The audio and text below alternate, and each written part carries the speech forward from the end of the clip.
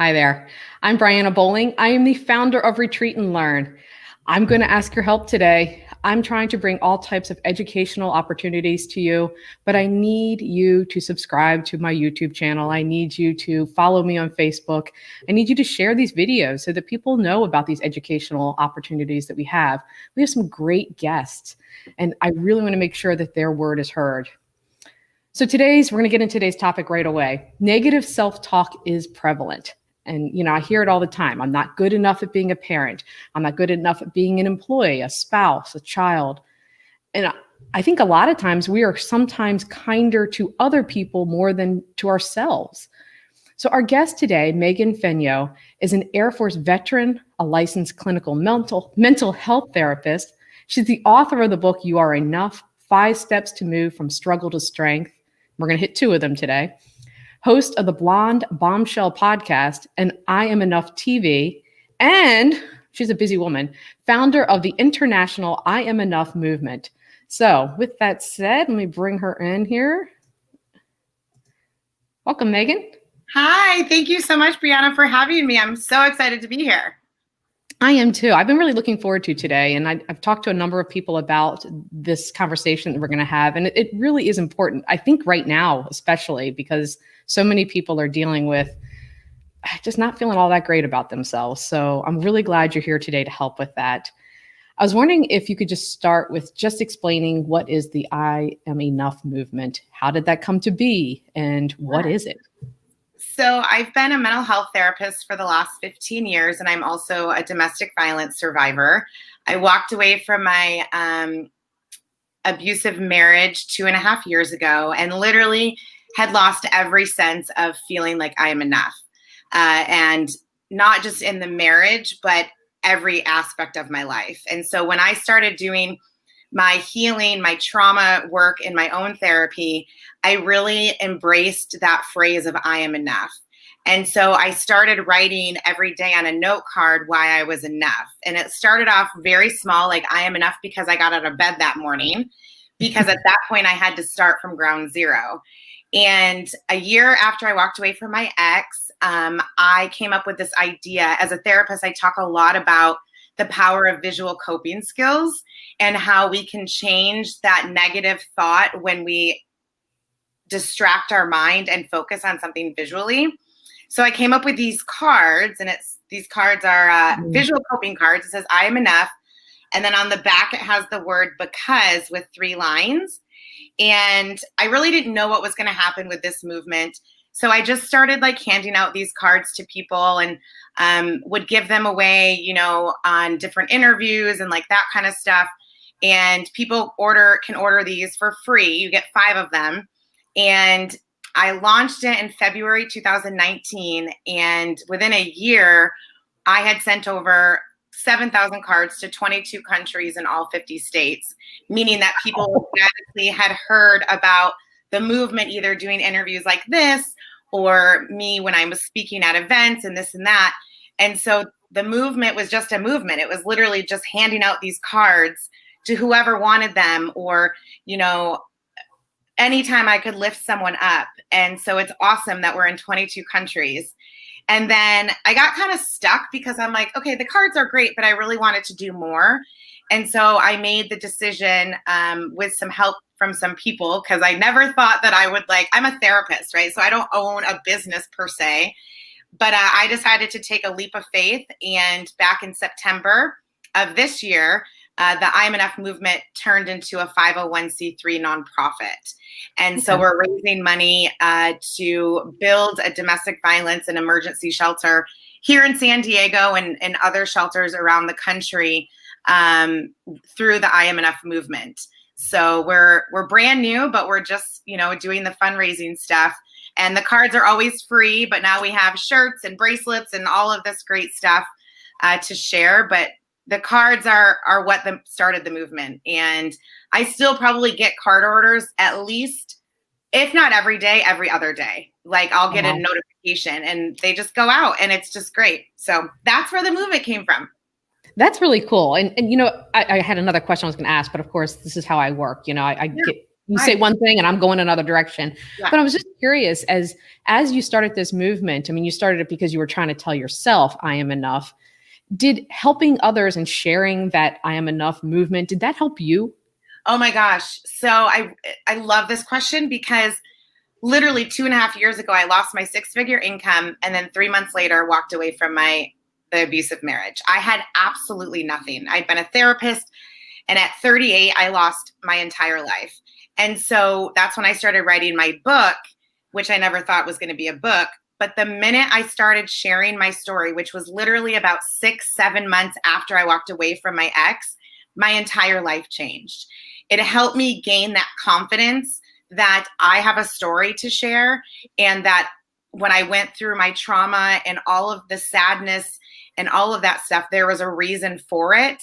And my reason is to be able to help inspire people. And so I always tell people, every one of us has a story, and there's at least one person in this world that needs to hear your story. And so I love giving the cards out to people. I love seeing smiles. I mean, I have teachers that order cards for students. I have people that order cards to give to homeless people on the street. I had one of my friends order 500 cards and gave them to kids in Uganda when she was out there. And I got all these videos of these little kids getting these cards from Uganda. It's amazing. And on our Instagram page, I have people from all over the world that have sent selfies of them holding their cards, and then they get a day on Instagram. So yes, it is such a great inspiration to be able to say, I've been there. Even as a therapist, I still struggle sometimes feeling like enough because I'm human, but it helps to know that when I can be honest and authentic and real, that's what people want to see. And that helps other people to be able to take that leap to create the life that they want. That's cool. I love that it's helped you too. And it's one of those things that the more you give into the world, the more that comes back at you. It's amazing. I mean, that's what this all is about. I mean, it's not like I do this for any real reason, except for I love education and sharing it. So, we promised people that we were going to give them 2 steps to get them from struggle to strength. What are those 2 steps? Well, I'm really excited because I am going to be checking something off my bucket list in 2019 or 2021, 2019. 2021, I am going to be speaking at TEDx Tenea Paseo in Las Vegas. And I'm super excited. And my speech is basically, there's 5 steps, but my speech for TEDx is on 2 of the main steps. And so we're going to talk about those today. And the first step from moving from your struggle to your strength is literally acknowledging your limiting self-beliefs through acceptance. And so it's rediscovering who you are today by going through the acceptance process. And so I'm going to be honest, the acceptance piece is not talked about in my first book. Rediscovering your true self is step number 1 in my book, which is the main step. But what I realized after writing my first book is that I really didn't talk about the process of acceptance. And so that is in my second book, which is coming out in 2021. But rediscovering yourself through acceptance is the first and most important step to be able to start that journey of taking control of your life. And it's the most difficult step. It's a big word. I mean, like, it's kind of like it's a nice catchphrase, I guess, like it sounds really exciting. What does that mean? And what does it take to do that? I mean, like really, rediscovering yourself through, I mean, what does that mean? How do you do that? It's great to say, oh, I'm going to rediscover myself. I'm going to accept who I am. But what do you do to do that? So acceptance really means that you're saying, okay, this is reality. It doesn't mean you have to be okay with what happened. And it doesn't mean that you have to be and show compassion to like the person or the thing that hurt you, but it's acknowledging and saying, okay, this happened in my life. It hurt. I didn't like it. It was horrible, but it happened. And once you're able to say, okay, this happened and I am no longer that person, I am now a new person, you're able to step into that discovery phase. And so I always tell people it's really important that anytime we go through something life-changing in our life, whether it be the end of a relationship, a career, a health issue, we are forever changed. And so we are no longer that person that we were before the incident happened. And so accepting that it happened and saying, okay, what am I going to do with it now? And one of the big things with rediscovering yourself is literally diving deep and doing the difficult, hard, and scary work. It's acknowledging no one really wants to admit that they're stuck, and no one wants to admit like they aren't good enough. But that is what you have to do in order to move forward. But you don't have to stay stuck. And so part of rediscovering yourself is that acknowledgement, and also rediscovering your values. Like, who are you today? So one of the things I do in my book is a values exercise. And I remember that when I was doing my trauma work, so all of these steps I talk about are the steps that I went through when I was doing my work to move from, into my strength. And so right. I had to rediscover all my new values because I was no longer that person I was when I was with my ex-husband. And so I did a values exercise and I rediscovered who I was, and I was able to identify my top 3 values today, which are authenticity, integrity, and honesty. And I try to adhere by those every day if possible. So for example, if I for some reason, I would never do this because I haven't had any contact with him in over 2.5 years. But if for some reason I was like, okay, I want to reach out to my ex-husband, I would stop and say, how does that honor my values of authenticity, integrity, and honesty? Okay. Or maybe I'm angry, or maybe something doesn't go right, or maybe I want to say something to someone, or maybe I don't want to get out of bed in the morning. Then I ask myself, how does this action, behavior, or thought honor my values of authenticity, integrity, and honesty? Because today, those are my values. Nothing else that has happened from a minute ago beyond matters except for today.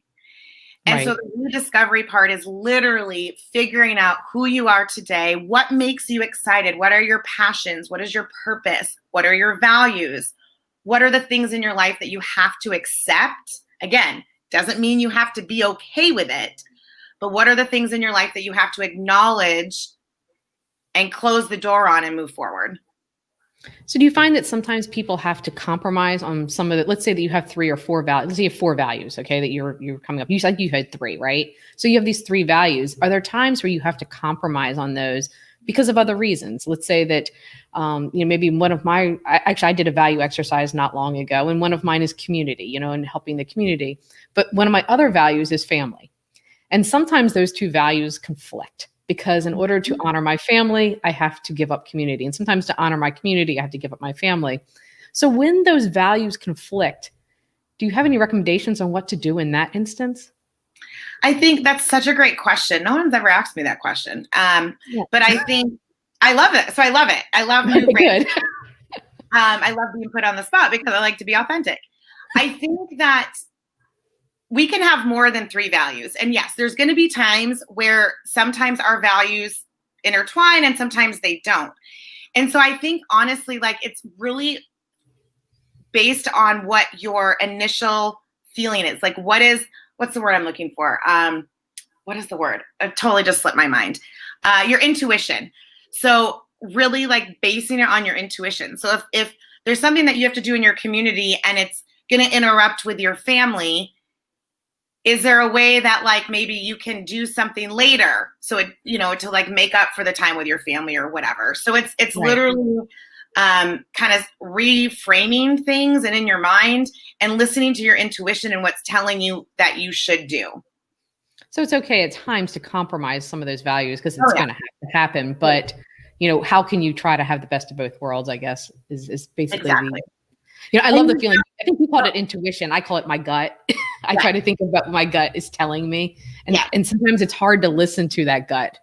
Oh, I ignored it for 6 years. I literally ignored it. We were married for 2.5 years, but he was in my life for a total of 6. And for 2 years after the divorce, I remained faithful and committed to him. And my gut and my intuition was telling me, you got to leave, you got to leave. And everything was falling apart around me. But I was like, oh, no, I am not leaving, because I thought I wasn't strong enough. Right. And then the minute I did, that intuition and that gut wrenching feeling was telling me that I was meant for so much more and that I had a story to share. So you're exactly right. It's so hard to listen to the gut feeling sometimes. It is. And I love that when you became actually more vulnerable and more authentic is when you actually became stronger. Because I think that's something that people struggle with. And that if I become vulnerable, if I show that I have emotions or that I'm struggling with something, then it's going to show weakness and people aren't going to like that. And in the end, it's really, you found it at least to be the exact opposite, that you felt uplifted and supported. Yes. Like, it's crazy. I am not a big social media fan. I mean, I have a lot of social media pages, but I would love if social media did not exist, to be honest. But the one thing that I have learned when I'm posting stuff is I get more reactions when I'm honest and real and raw, and like when I'm providing like information. But people want, that's the thing, is like, people want to know that you're human. So if you're trying to build a business, or you're trying to, whatever you want to do in your life, and you're trying to attract a tribe or a community, you have to be real. Like, I've been on Facebook Lives and have cried, or have talked about my anger or me struggling with feeling like enough that day or whatever. And that's what people want to see. They don't want to see perfection. They don't want to see that you have it all together, because we're all human. And that's like one of the biggest pieces. That's why authenticity is one of my number one goals, is because I never want to act like I have it together. I'm a hot mess half the time, to be honest. And I'm totally okay with that. So I really do want to get to the second one eventually, but I love talking to people and I love getting to know people. And so it's great getting to know you today. But, you're a therapist. You mentioned that you're a therapist. That's your main gig, I guess. And that, so being a therapist, you're helping people kind of with all their different struggles. Do you ever worry that by sharing your struggles and that showing your authenticity, I can't talk today, that maybe you're going to tarnish your professionalism, or that people are going to think less of you in terms of being able to be a therapist? And to be clear, I don't think that, but I can see that would be a definite worry. To be honest, I was really worried when the book came out, and I took my LCSW title off and just did like coaching stuff. And then I was like, no, I am a therapist and I'm proud of it. I have to be very careful with, self-disclosure with patients. However, a lot of patients that come to me Google for therapist or whatever, and when you Google my name, everything comes up. So it's just out there. It's never backfired on me. There have been times maybe where I self-disclose a little bit too much. And so I'm still learning that. I've been a therapist for 15 years, but my story's only been out for like 2.5 years.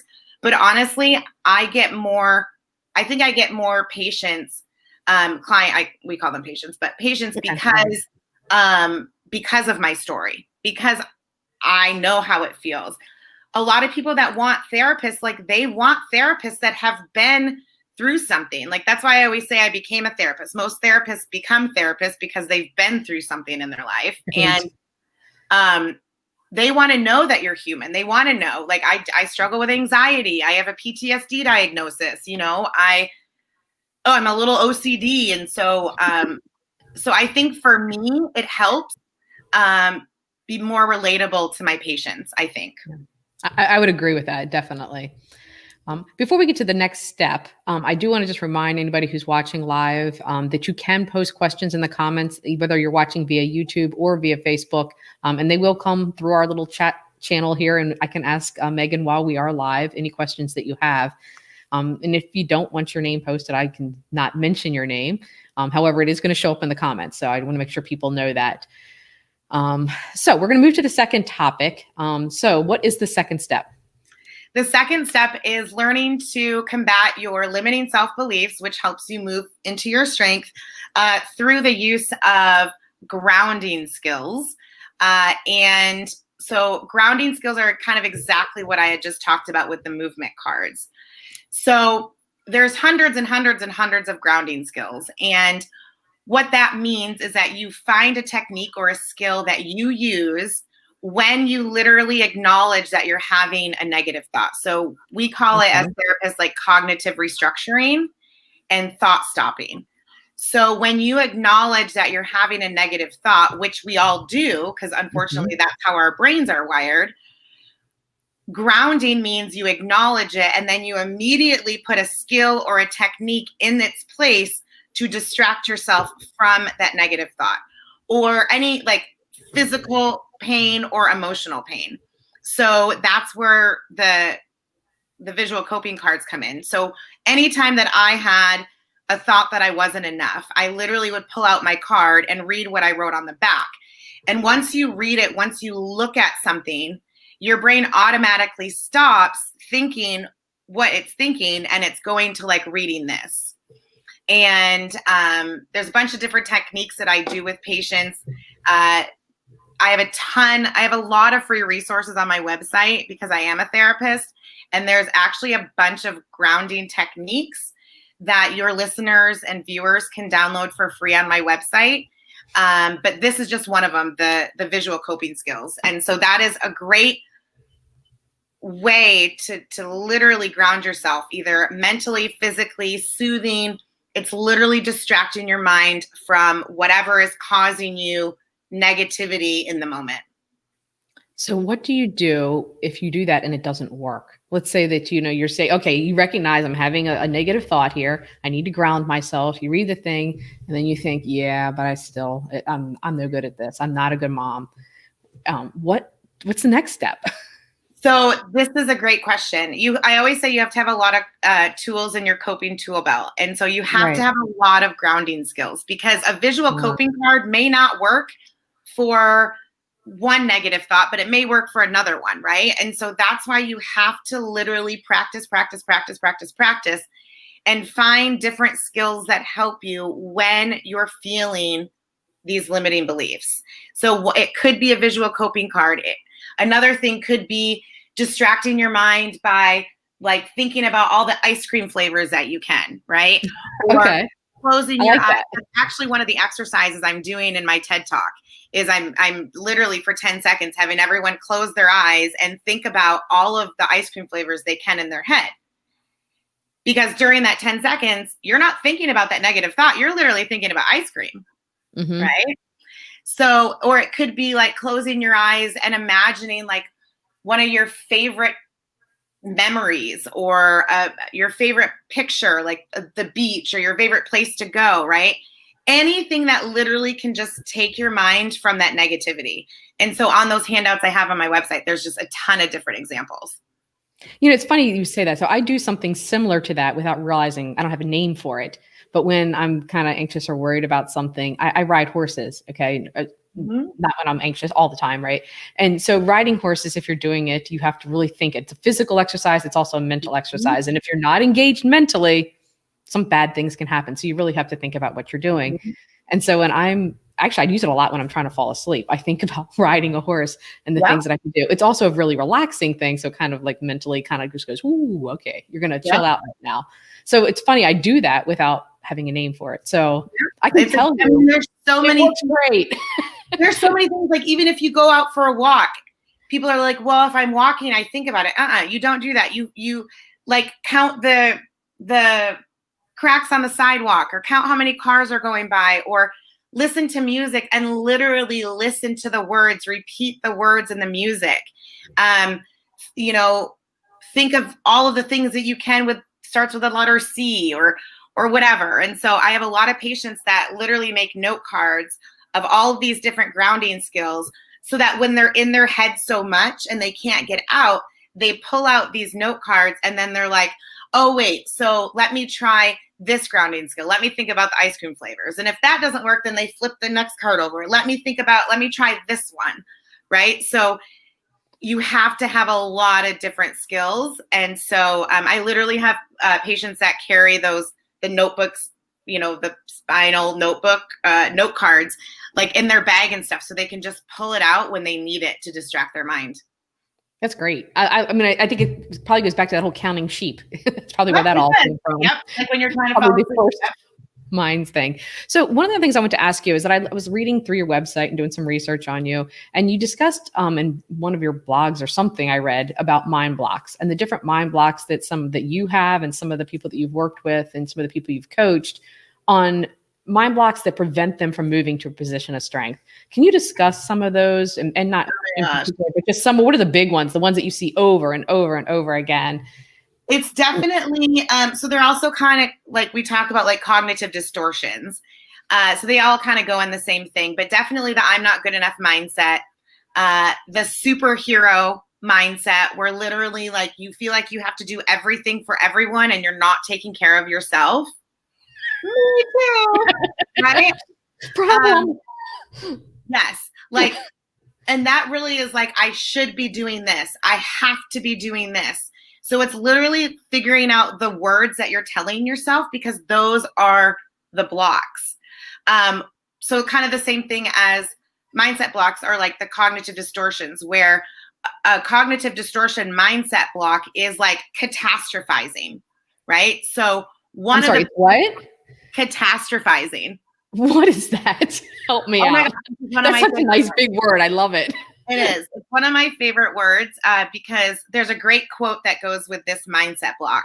So the quote is, it's not a bad day, or it's not a bad life. It's just a bad day. So think about when we have a bad day or something goes wrong. Most of us, 99.9% of us, catastrophize the whole world, right? Well, of course this went bad today because this happened last week and then this happened 6 months ago. Another example is when I, started thinking I was not enough, I didn't just let that focus on my marriage. I catastrophized that to let it affect, I'm not a good therapist, I'm not a good friend, I'm not a good sister. That's catastrophizing. And so that quote helps you to remember that when something is going wrong in your day, try not to bring in all of the other stuff and try not to let it affect every part of your life. Just focus on that moment because that is a huge mindset block, is that catastrophizing. Oh, you don't know how much I love that word. I'm going to use that over and over again now. I've never heard that word, but it is exactly what myself and probably everyone I know do as well. So love the word, love the idea, love the concept, love the thought of how to try to fix that. So that's great. So is there anything in particular that we have not covered today that you really would like people to know that you think would be immensely helpful to people who are dealing with trying to move from their struggles to a strength position? Honestly, I think we covered a lot. I mean, there's just so much more to know. But again, it's in my book and on my website and all of that stuff. But I just want to encourage people that it is scary work. It is scary to acknowledge that there's something that's keeping you stuck. And I just want to encourage people that I'm living proof that you can do it. Of course, it doesn't mean anything because you don't know me that well, but there are people out there that can help you. And I can guarantee that even through the scariness and the fear, there's so much more amazingness. Is that even a word, amazingness? If not, if you have catastrophizing, then we can have amazingness. So much, it's on the other side is just so amazing. And if you do the work, you're going to be creating a life that you will never forget. And so I like to be encouraging to people. People can reach out to me, whatever. I love meeting new people and talking to people of how that they can move forward. So that's about it. That's great. So a couple of things that I want to make sure people know how to reach you. First, I am immensely jealous that you get to do a TED Talk because that's on my bucket list one day. That would be awesome. So first, how can people watch your TED Talk? How is that possible to watch it? So the website is TED. Well, I think I'm gonna have to pull it up. That's okay. You know what? I'll tell you what. Let's send it to me. I'll put it in the comments underneath the video so that people can watch that. I want to watch that. Yeah, it's Fenyoe Paseo, Las Vegas TED Talk. It's virtual this year, so the only people that will be there will be the speakers. But there's going to be, I think, close to 21 speakers all day. It's going to be an amazing event, even with entertainment, so you can watch virtually. So I'll definitely send you the link because I want to make sure I spell it right too. But that takes place January 16th in Las Vegas. So you can purchase early bird tickets right now. I mean, the amount of speakers we're going to have, it's incredible. Like, I'm so honored to be on there. So I'll send you the link, Brianna, but it's Fenyoe TEDx. Great. Okay, we'll add that. And then how else, I want you to send me these links so I can add them so people can find you. But in the meantime, what are the best ways to reach you? If anyone wants to order the free I Am Enough cards, you get 5 of them for free. You can go to the website. It's IamEnoughMovement.info. And you can order the cards on there. We've got I Am Enough t-shirts and these awesome custom-made charm bracelets, which are great for Christmas gifts. And everything goes directly to the nonprofit. So IamEnoughMovement.info. And then to get a hold of me, it's just Megan Fenyoe. So my website is meganfenyoe.com. Everything social media is Megan Fenyoe. That's just the easy way. Yep, that's easy enough. And we will post that obviously in the comments as well so people can reach you. So thank you so much, Megan. Thank you for helping me, helping everybody who's listening and watching too, and spending the time with us today. Thank you so much for having me. I appreciate it. Great.